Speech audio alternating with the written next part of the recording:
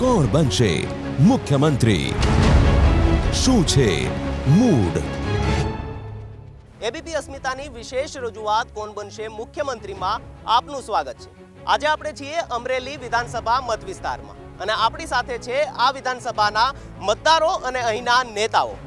આ વર્ષે વિધાનસભા ચૂંટણી થવાની છે ત્યારે શું છે જનતાનો મૂડ તે જાણીશું, પરંતુ તે પહેલા જોઈએ આ વિધાનસભાનું રાજકીય ગણિત।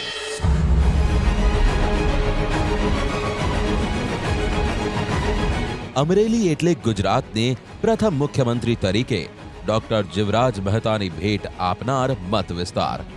જિલ્લાની 5 પૈકીની એક વિધાનસભા બેઠક હોવા ઉપરાંત જિલ્લાનું મુખ્ય મથક પણ છે અમરેલી। ખેતી પશુપાલન અહીંનો મુખ્ય વ્યવસાય છે, એટલે આ બે વ્યવસાય આધારિત ઉદ્યોગોનો જ અહીં વિકાસ થયો છે।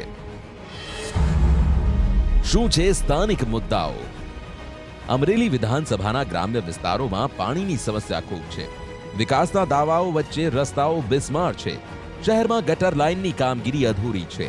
કપાસ અને ડુંગળી પકવતા ખેડૂતો પોષણક્ષમ ભાવના અભાવે અહીંના ખેડૂતો અનેક વખત રસ્તા પર ઉતર્યા હતા। છેલ્લા 5 વર્ષમાં કયા મોટા કામ થયા? છેલ્લા 5 વર્ષથી અહીં કોંગ્રેસના પરેશ ધાનાણી ધારાસભ્ય છે। તેમનો દાવો છે કે પોતે કરેલા ઉપવાસ બાદ સરકારે અહીં પૂર પીડિતો માટે રાહત પેકેજ જાહેર કર્યું હતું। વિવાદાસ્પદ બનેલી ઢેબી સિંચાઈ યોજના ફરીથી શરૂ થઈ છે। આંદોલન કેટલું મોટું પરિબળ? અમરેલીમાં 1980 થી સતત પટેલ ઉમેદવાર જ ધારાસભ્ય પદે ચૂંટાય છે, જે દર્શાવે છે કે અહીં પાટીદારોનું પ્રભુત્વ છે। પાટીદાર અનામત આંદોલનની પણ અહીં વ્યાપક અસર જોવા મળી હતી અને હજુ આંદોલનની હાજરી વર્તાઈ રહી છે, જે ચૂંટણીમાં મોટું ફેક્ટર સાબિત થઈ શકે છે। છેલ્લી 2 ચૂંટણીમાં કોણ ચૂંટાયું? 2007માં ભાજપના દિલીપ સંઘાણીએ કોંગ્રેસના પરેશ ધાનાણીને 4000 મતના નજીવા અંતરથી હાર આપી હતી। જો કે 2012માં કોંગ્રેસના પરેશ ધાનાણીએ દિલીપ સંઘાણી સામે 29000થી વધુની જંગી લીડથી જીત મેળવી હતી। બેઠક કયા પક્ષનો ગઢ? 1995 અને 1998માં અહીં ભાજપનો દબદબો જોવા મળ્યો। જો કે 2002માં કોંગ્રેસના પરેશ ધાનાણીએ બાજી મારી। 2007માં ફરી સંઘાણી ચૂંટાયા, પણ લીડ ખૂબ ઓછી રહી અને 2012માં ફરી કોંગ્રેસે કબજો જમાવ્યો। જો કે વિધાનસભાની આગામી ચૂંટણીના પરિણામો અંગે અંદાજ લગાવતા પહેલા અહીંના 2.5 લાખ મતદારોનો મૂડ જાણવો જરૂરી છે। આપણે હાલ એ વિધાનસભામાં છીએ કે જે વિધાનસભાએ ગુજરાતને પ્રથમ મુખ્યમંત્રી આપ્યા। જી હા, આપણે છીએ અમરેલી વિધાનસભાની અંદર કે જ્યાંથી જીવરાજ મહેતા પ્રથમ મુખ્યમંત્રી તરીકે ચૂંટાઈ આવ્યા હતા। અમરેલી જીવરાજ મહેતાની કર્મભૂમિ, તેમની જન્મભૂમિ પણ ગણી શકાય। ત્યારે આપણે જાણીશું આ મત વિસ્તારના જે નેતાઓ છે, આ મત વિસ્તારના જે જનતા છે, તેનો શું છે 2017 વિધાનસભા ચૂંટણીને લઈને એમનો મૂડ। સૌપ્રથમ આપણે જઈશું અહીંના ધારાસભ્ય પરેશભાઈ ધાનાણી સાથે। પરેશભાઈ, ખાસ કરી 2017 વિધાનસભા ચૂંટણી કયા મુદ્દાના આધારે પરેશભાઈ અમરેલીની અંદરથી ચૂંટણી લડશે? એબીપી અસ્મિતાનું અમરવેલીના આંગણે સ્વાગત છે।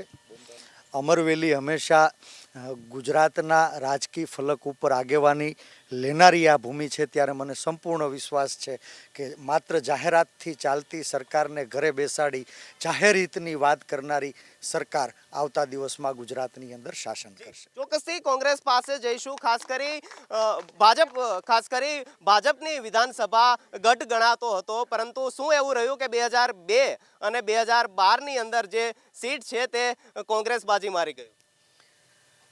સૌપ્રથમ અમરેલીમાં એબીપી ન્યૂઝનું અમરેલી નગર વતી, જિલ્લા વતી આપનું હાર્દિક સ્વાગત કરું છું। જ્યારે 2012ની તમે વાત કરો છો, કોંગ્રેસ હંમેશા ખોટા પરપોટા, જેને કહીએ ને ખોટી વાતોના પરપોટા, એવી વાહિયાત વાતો કરીને ક્યારેક ભરમાવી શકાય છે। બાકી અમરેલી છે ભાજપનો ગઢ છે અને રહેશે। ચોક્કસથી આ આક્ષેપ હંમેશા કોંગ્રેસ લગાવતું હોય છે કે ભાજપ છે તે ખોટી વાતો કરે છે, પરંતુ અહીંયા સ્થિતિ અલગ છે। ભાજપના કાર્યકર્તાઓ કહી રહ્યા છે કે કોંગ્રેસ ખોટી વાતો કરે છે, તેમના જે વાયદાઓ છે તે પરપોટા છે। જૂઠું બોલવાનું, જોશથી બોલવાનું અને વારંવાર બોલવાનું આ ભારતીય જનતા પાર્ટીનો તકિયા કલામરો છે અને આ જ ઊભા કરેલા ભ્રમની નીચે લોકોની લાગણીઓને છેડી અને રાજકીય રોટલા શેકવાની જે વૃત્તિ હતી એમાંથી અમરેલીના લોકો મુક્ત થયા અને માટે 2ની અંદર અને 12ની અંદર ભાજપ મુક્ત અમરેલી બન્યું. હવે ભાજપ મુક્ત ગુજરાત બનશે. જી ચોક્કસથી અહીંયા પણ જાણીશું ક્યારે ભાજપ યુક્ત અમરેલી બનશે, શું મુદ્દાઓ હશે 2017ની વિધાનસભાની? 2017ની વિધાનસભાનો સ્પષ્ટ જ મુદ્દો છે વિકાસની રાજનીતિ. નરેન્દ્રભાઈનું જે કામ છે એને જોઈને લોકો મત દેવાના છે. ગયા વખતે જે અમરેલી વિધાનસભામાં લોકોએ ભૂલ કરી છે એ ભૂલને સુધારી આ વખતે ભારતીય જનતા પાર્ટીના ઉમેદવાર ચોક્કસ જીતશે એ અમને આશા છે. ખાસ કરી અમરેલી વિધાનસભાની એક પેટર્ન છે કે ખાસ કરી 1980થી અહીં જે પણ ધારાસભ્ય આવ્યા છે તે પટેલ મત વિસ્તાર, પટેલ સમાજમાંથી આવ્યા છે. ત્યારે ખાસ કરી એ પૂછીશ કે એ ફેક્ટર કેટલું મહત્વનું બનશે પટેલ કોમ્યુનિટીનું? પાટીદાર ફેક્ટર અતિ મહત્વનું ફેક્ટર પણ સાબિત થઈ શકે, કારણ કે પાટીદારો ઉપર આ ભાજપ સરકારે કોઈ જોર જુલ્મ કરવામાં બાકી નથી રાખ્યું. પાટીદાર સમાજ છે એ 90 નહીં પણ 95% ખેતી સાથે જોડાયેલો છે. આજે તમે જોઈ રહ્યા છો કે ભાજપવાળા વિકાસની વાતો કરે છે અને સૌનો સાથ સૌનો વિકાસ, અને મુદ્દાઓ તમે જોવો તો ટ્રિપલ તલાક, ગૌમાંસ, આવા જ બધાય દેશને આંધાધૂંધી ફેલાવવાના જ મુદ્દા ઉચકે છે.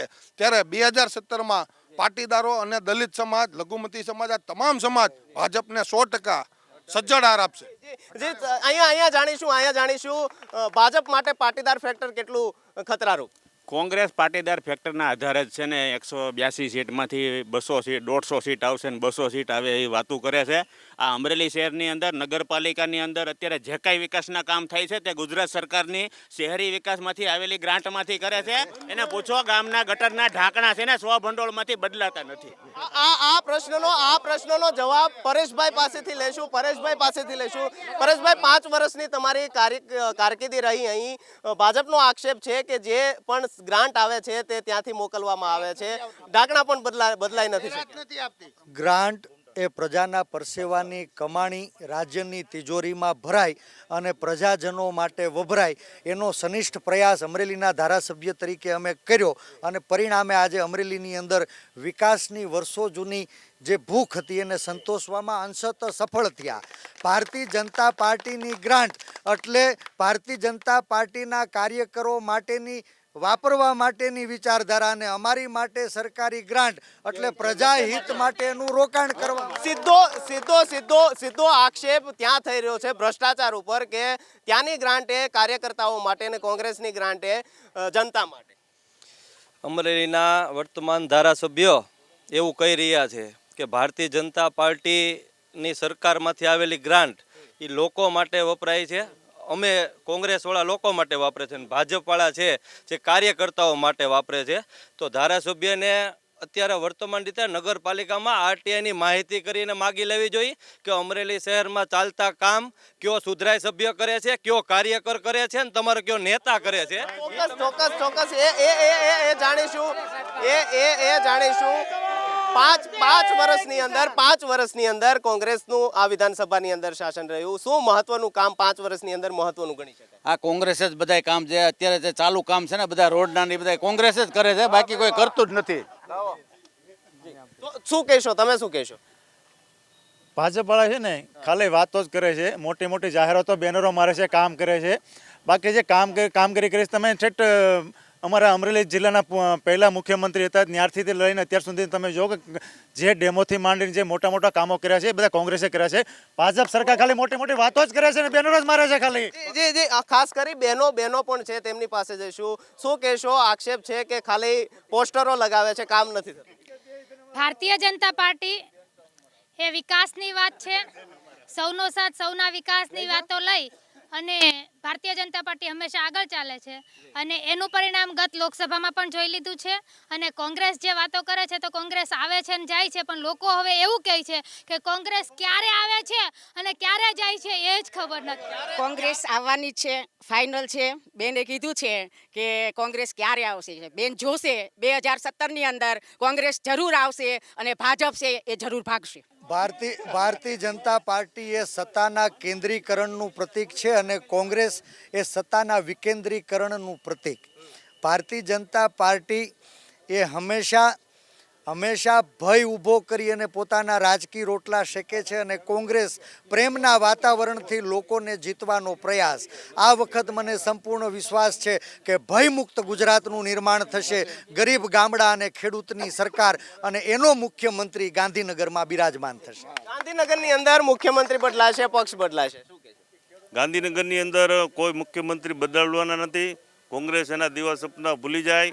આવતી વિધાનસભામાં 150+ સીટો ગુજરાતમાંથી ભારતીય જનતા પાર્ટી જીતે છે તે વાત ચોક્કસ છે. અને અત્યારથી તમારી પાસે આવે દીવા સપનામાં રાજે છે ભાજપ સરકાર કે 150 સીટ અમારી આવશે, 150 સીટ અમારી આવશે. જો આ ન જાય આપણે રૂપાણી સાહેબ, તો હું ભાજપ વાળાને પ્રશ્ન પૂછું છું કે આનંદીબેનને અધવચ્ચેથી કેમ કાઢ્યા? ચોક્કસ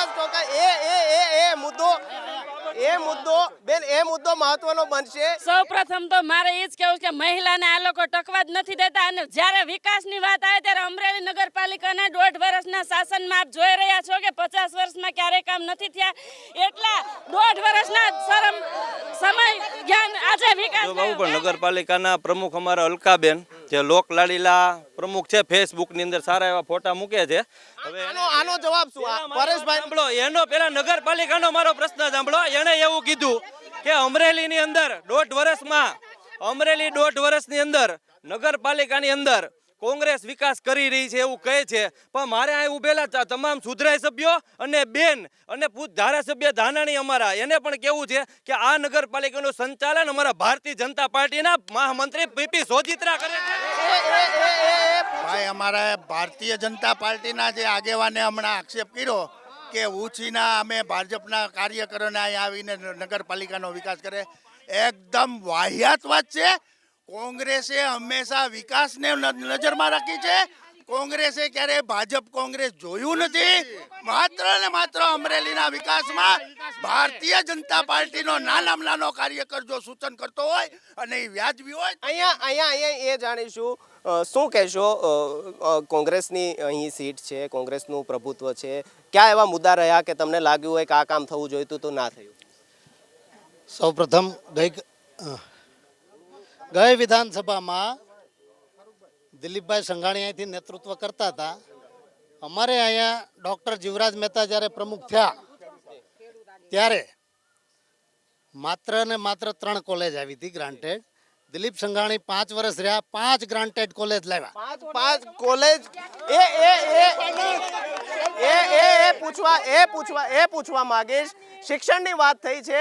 સૌપ્રથમ ગાયકવાડ સરકારે અહીં પાયલોટ પ્રોજેક્ટ દાખલ કર્યો હતો, સૌને સમાન રીતે શિક્ષા મળે તેના માટે. શિક્ષણની વાત થઈ છે. ભાજપે અમારા અશ્વિનભાઈ એવી વાત કરે છે કે શિક્ષણની વાત કરે છે.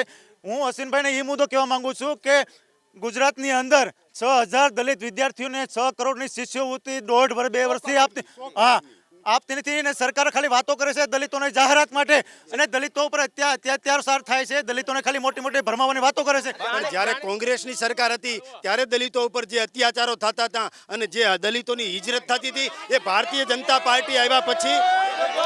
બીજો કાકા, ક્યારના તમે કઈ બોલવા માંગો છો? શું કહેશો? ભાજપની સરકારે ખેડૂતોને ફરજિયાત વીમો કર્યો છે. ફરજિયાત વીમો હોવાનો જોઈએ, અને વીમાની અંદર ઓનલાઈન કરવાના.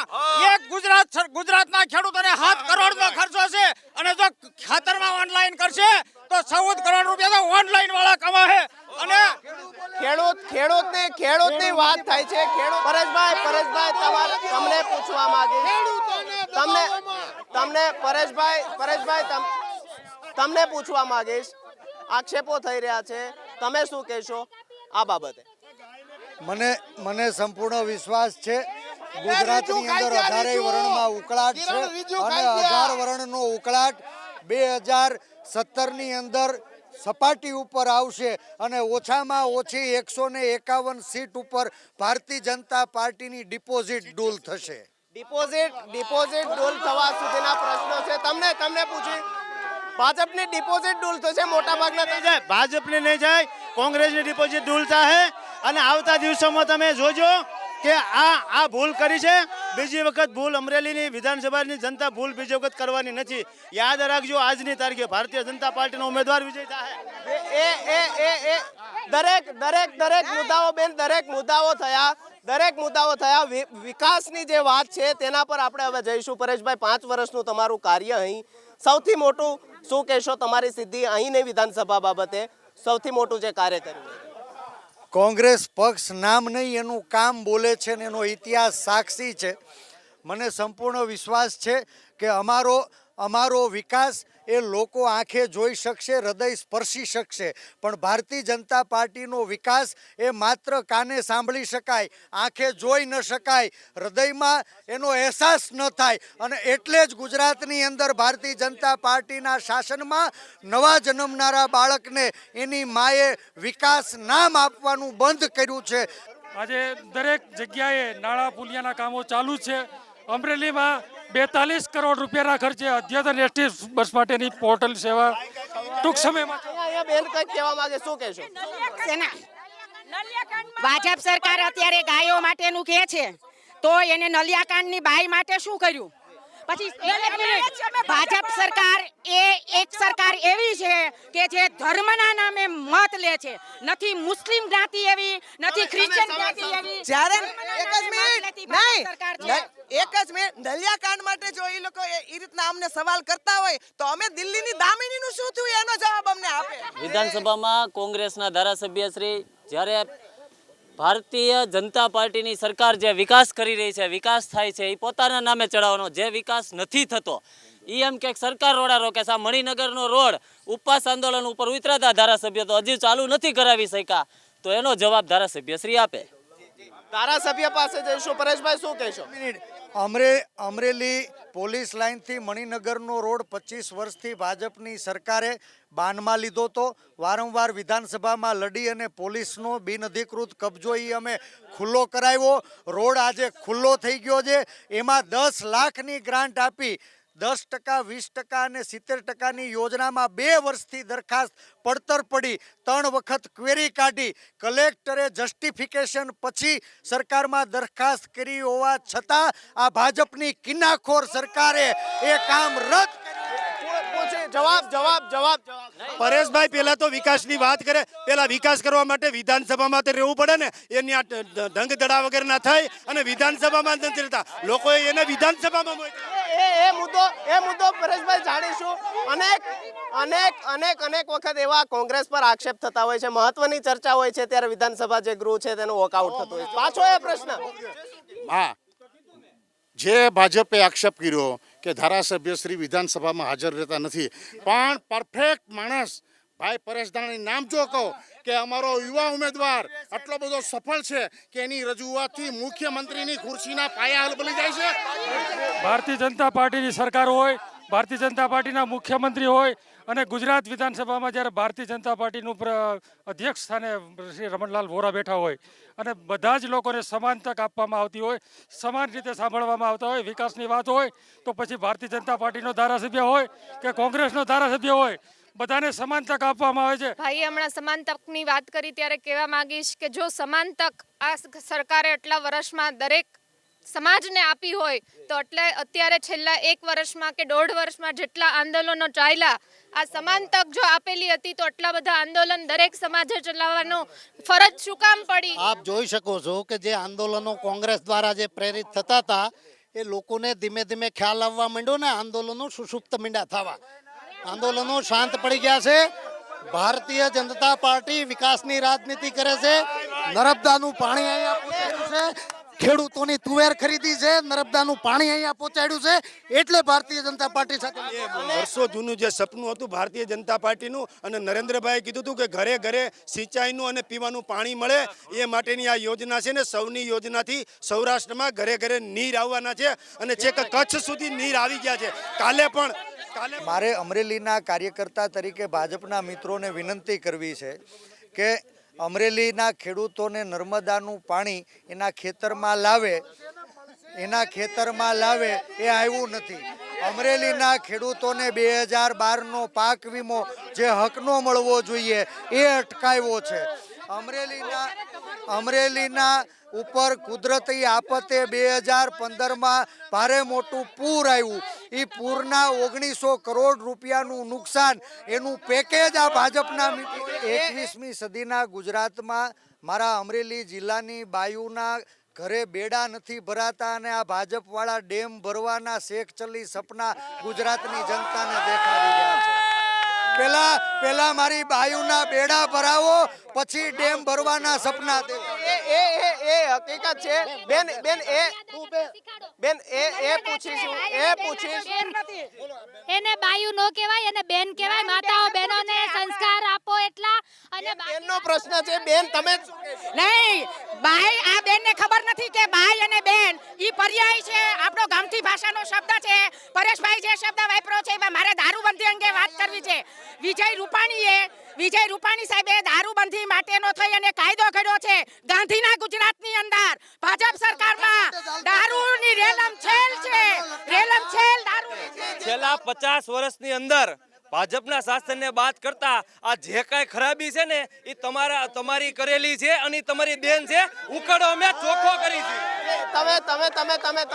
મારે છે ને કાંઈ વધારે નથી કહું, એક જ આ ભાજપ ખીલેલું નથી પણ આ ઈવીએમ મશીન ખીલેલા છે. હવે જો ઈવીએમ ની વાત થતી હોય અને ભારતીય જનતા પાર્ટીની સરકાર છે અને આ લોકો ઈવીએમ ની વાત કરતા હોય અને ઈવીએમ માં કોઈ નુકસાની હોય અને એમાં કોઈ ફોલ્ટ થતો હોય તો આ લોકોએ સમજી લેવું જોઈએ કે ભાઈ ઈવીએમ માં નુકસાની છે અને કમળ જ ખીલશે તો આ લોકો ઘરે બેસી જશે. ભાજપ માટે તમારા જે સવાલ હોય જવાબ ત્યાંથી આવશે. છેલ્લા 2-3 સવાલો. મને સંપૂર્ણ વિશ્વાસ છે અમરેલી જિલ્લો જેણે ગુજરાતને પ્રથમ મુખ્યમંત્રી આપ્યા એ જિલ્લો વિકાસના સ્વાદને હજી ચાખી શક્યો નથી.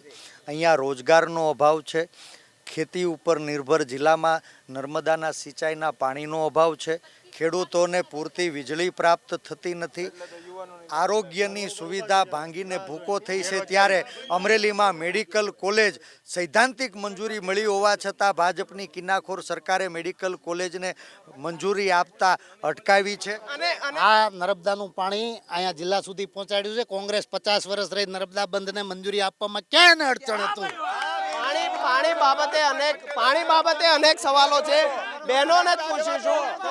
પાણી બાબતના અનેક સવાલો છે. નર્મદાનું પાણી હોય, સૌની યોજના હોય, એક બહેન તરીકે શું કહેશો, કયા પ્રકારની મુશ્કેલી પાણી લઈને અત્યારે આ વિસ્તારની અંદર? અમરેલીમાં પાણી અત્યારે નગરપાલિકાનું સંચાલન ખૂબ જ સારું છે. અમારા અલકાબેને ખૂબ જ સારી રીતે કામગીરી બજાવે છે અને દરેક 4 દિવસે પાણી આવી જાય છે. પહેલા 12 દિવસે 15 દિવસે આવતું, અત્યારે 4 દિવસે આવી જાય છે. કોઈ પણ જનતાને પાણીનો પ્રશ્ન રહ્યો નથી. ધારાસભ્ય એમ કીધું કે અહીંયા પાણી નથી મળતું. આ બેન એમ કહે છે કે ભાજપના રાજમાં પાણી મળે છે. અત્યારે ચૂંટણીમાં ભાજપ અને કોંગ્રેસ બંને લોકો પાસે જઈ રહ્યા છે ત્યારે ભાજપમાં અમારે મુખ્યમંત્રીના ઉમેદવાર નક્કી છે. કોંગ્રેસના મુખ્યમંત્રીનું નામ કોંગ્રેસનો એક નાનામાં નાનો કાર્યકર પણ મુખ્યમંત્રી છે. સાંસદોને હું ભૂખ મળી હતી કે ડબલ પગાર કર્યા અને 2022 ની મારે વાત નથી જોવી. અમારે ડબલ ખેતીનું ઉત્પાદન નથી જોતું, અમારે ડબલ ભાવ જોઈએ છે. ભાજપ સરકારના રાજમાં 5 વર્ષથી માંડી અને 55 વર્ષની બેન દીકરી સલામત નથી. અનેક ગરમાગરમી છે, અનેક જાતની ગરમાગરમી છે. આ હતો અમરેલી મત વિસ્તારની જનતાનો મૂડ. આગળ મારા સહયોગી સાથે જાણીશું બીજી એક મત વિસ્તાર, બીજી એક ધારાસભ્યનો મૂડ. ત્યાં સુધી જોતા રહો એબીપી અસ્મિતા. દેશ અને દુનિયાના સમાચાર માટે જોતા રહો એબીપી અસ્મિતા. કોણ બનશે મુખ્યમંત્રી? શું છે મૂડ?